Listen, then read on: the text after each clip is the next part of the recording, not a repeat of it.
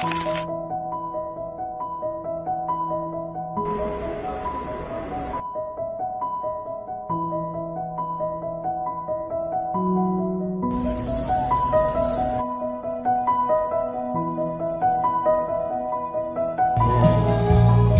Mr.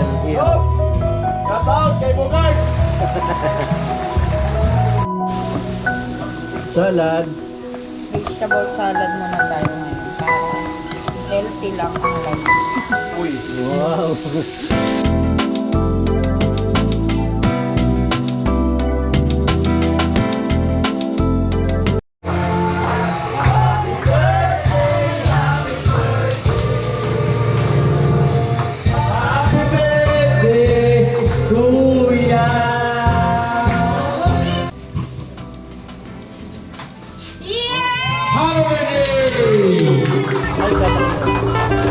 Hi.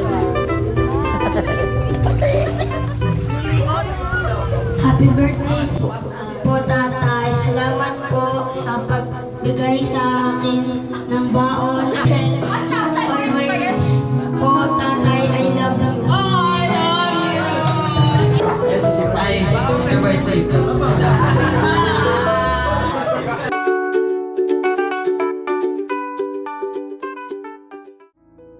Maraming salamat po sa mga di ka po tayo alam po paano pa yung unfortunately hindi na namin kaya sa lahat. Next time baka mas malaki pa ako mas malaki pa. Kaya na, happy birthday Papa. Thank you so much. Walang iyakan. Ano, si Papa naman once for sa nagbabagan. So, siguro sa kami naman lagi na sila. Happy birthday po, Tito. Alagaan ko lang sa sarili. Yung mga bawal. Sirain na yan. Parang meron ka sunod. Parang baksa na.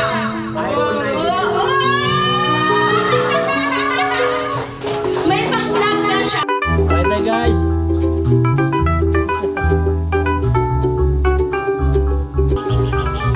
Hello guys, welcome to my guys. Welcome to my vlog. Kasi nga, yung kuya ko kahit alam mo kung saan nanggaling, hindi ko nagkikwento sa inyo. Yung kuya ko malupit yan. Pero sa kapila ng lahat, binago niya yung buhay niya. Kahit ako, kasi yung pinanggalingan niya, ako na lang nakatira doon. Ngayon lahat, sinasabi ng lugar na yun, yung puro hindi. Bakit yung kuya mo?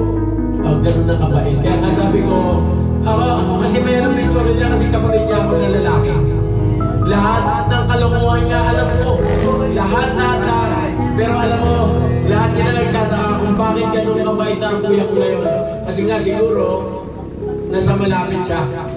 Nasa malapit sa kanya. Kaya nga, kuya, ang wish ko sa iyo, sana maka 100,000 ka. At sasabihin si kuya, salamat, I love you, salamat sa lahat. Mahal na kami.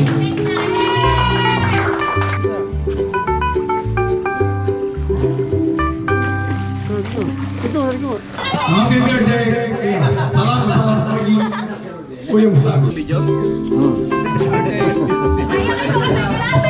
Ayoko umiyak.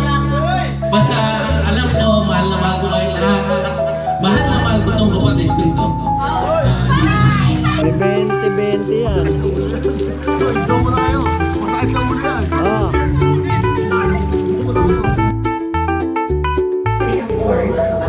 You're the best dad ever. English yun. Eh, bigyan na natin regalo kay Papa. Okay. Super simple. As a simple girl. Super simple pero grabe. Okay.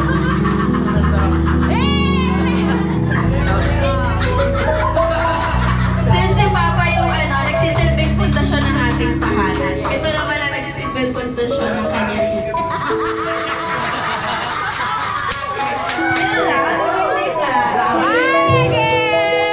Ang tatag ng message mo! Sa'yo! Paubos na nga yung binili ko. Diba? The best gift ever.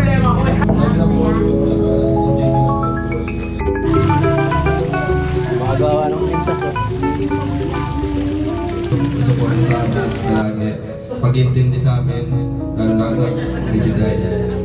Alam kong sakripisyo mo, napagtapos mo kami sa lahat, pagiging driver, kahit ang trabaho pinapasok. Kaya maraming salamat. Power.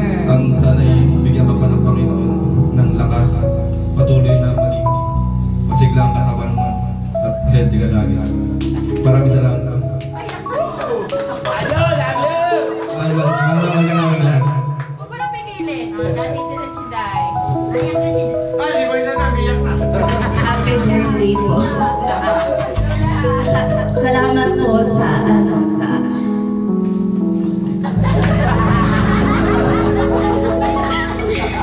basta salamat.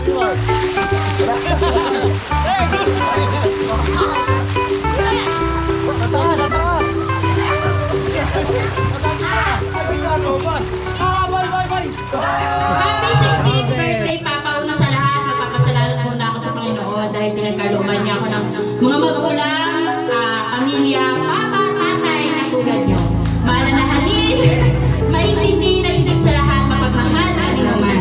Papa, salamat sa palaging pang-unawa sa akin. Hanggang ngayon, nandyan ka pa rin para sa akin. Cargo pa rin ako. Kasama ang binuo kong pamilya. Asa na ba ako? Alam ko kung sobrang laki ng pagkukulang ko bilang panganay mo.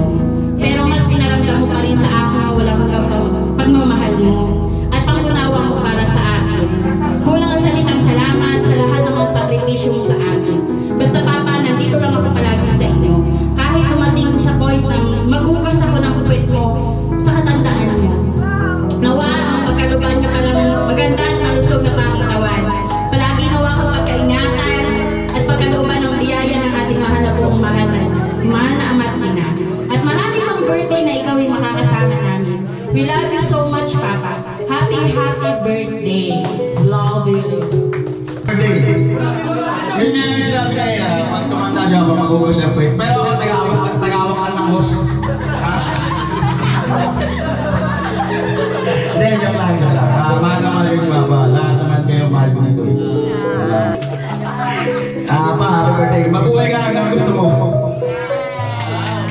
100. 100 ulit.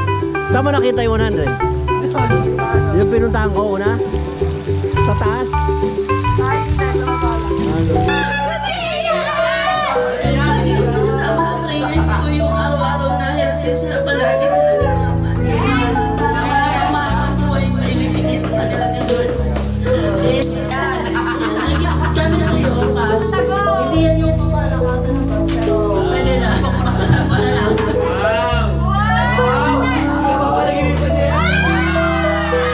Kami sa'yo. May second gift! Third time, hindi na ako. Binigyan ako ng papa nito. Kasi na daw kami mag-apo kay Tay. And mag-apo ka na.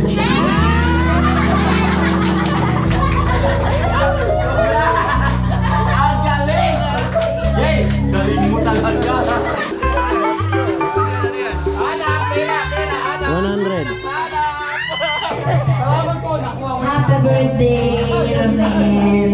Salamat sa alaga mo sa pamangkin. Naging maganda kang asawa, mabuti kang asawa. Mabuti kang God bless ang good health. Alagaan mo ang sarili mo. Ang bawal, huwag mong gawin. Para humaba pa ang buhay natin. I love you, Romel. Salamat.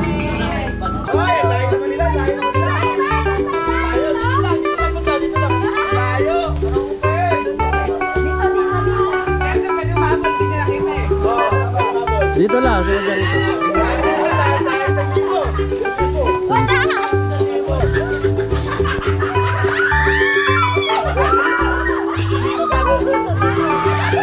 Mga tao nila, malapit. Malapit na dito. Sumisigaw sila. Sumisigaw sila.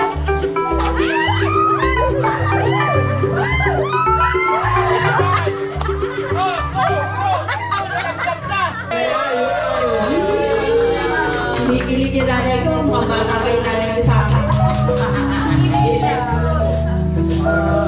Sasabi ko sa iyo, siyempre, sa lahat, maraming salamat sa Panginoon. Kasi, when na 60 ka na, siyempre, salamat dahil sa lahat ng oras, sa lahat ng Hindi, nakatutok ako niya. Kapakinggan ko yan. binabayan ka ng Panginoon sa pagdadrive mo araw-araw.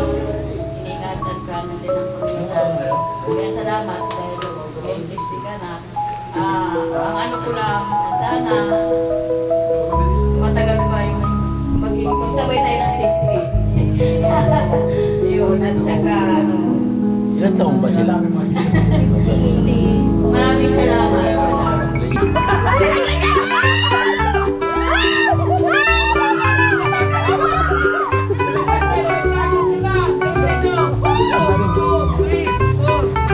Abalo. Maraming salamat sa inyong lahat na narito sa aking arawan ngayon, sa aking ika-anim na pong arawan. At yung sinabi ni, sana wag naman akong babot sa inyong basa na tama yung sinasabi ng ito na yung buhay ko talaga nung araw. Sobra, maniwala kayo sa akin. Ang pamilya na ganito palaki na masaya ang pamilya ko. Hindi ko akalain na makapagkasama pa ako eh. Kasi Pero ako to talaga, nakikita ko sa buhay ng kuya ko nga. ano ako eh, ako yung black sheep sa pamilya. So, ibig sabihin ng black sheep, ako yung ligaw na tupa. Nasaan si Lorna natin? Kung saan ako noon. At the age of 17, wala na ako sa bahay. Nag-stowaway na ako. So, marami akong naranasan sa buhay na iba't ibang pagsubok sa buhay bilang layas o stowaway. Pero ang Diyos, talagang gusto ng Diyos na ituwid pa rin ang buhay mo sa kabila na ikaw naliligaw ng landas. Basta sunod ka lang sa Kanya at sundin mo lang siya. Yung pala, ibang plano ng Diyos para sa iyo. Kung yung sarili mong plano na akala mo wala nang pag-asa ang buhay, yung pala na yun. Kaya si Lord nung nagbigay sa akin lahat ng lakas at ng pag-asa at di ko kalain na karoon pa ako ng 5 anak at di ko kalain na yung dati kong buhay na akala ko wala na ibalik na restore dahil sa Panginoon. Nung dati doon sa Purokete, talagang sinusuka ako doon eh. Masama ang reputasyon ko doon, pero ngayon, naibalik na. Dahil doon sa kabiyak na nagtyaga.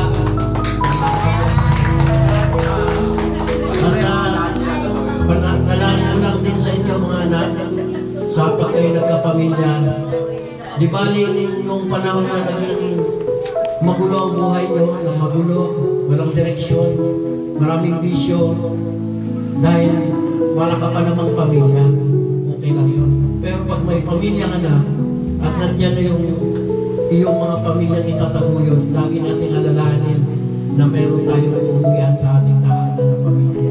Diyan ako proud sa'yo. Yan lang sa ginawa ko. Hindi na ako tumingin sa ibang ano at pinili ko ang priority ang pamilya. Yes, bro. Kaya maraming salamat din sa mga anak ko na ngayon may pamilya na rin. Sinabi ko nga, kung ako'y sa mga kapatid ko, kung ako'y nakapangaral o kung man ginagawa ko sa inyo, habang nandito pa ako, nahihiyak ko ng kapatawaran sa pagkukulang ko sa inyo at sa mga anak ko. At sabi ko nga lagi sinasabi na kung ang magulang walang sasabihin pangaral sa mga anak, Walang pagmamahal. kaya pinapangaralan dahil mahal ka ng magulang. At kung ako magulang at lolo, wala akong sasabihin sa mga anak, darating ang panahon, magkakaroon din kayo ng pamilya.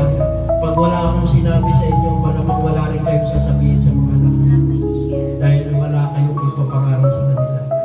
Kaya, hindi ko alam ngayon kasi medyo ano na yung pagiging magulang ngayon. Bawal na yung mga ganito, yung talaga, yung panahon na yun. May hangganan. Naalala ko si Rodel, sa si Anjo, talagang may paano sila sa akin. Pero, kung maiba man, Basta lagi lang natin tandaan yung maging sentro ng pamilya natin na yung Panginoon Diyos. Maraming salamat.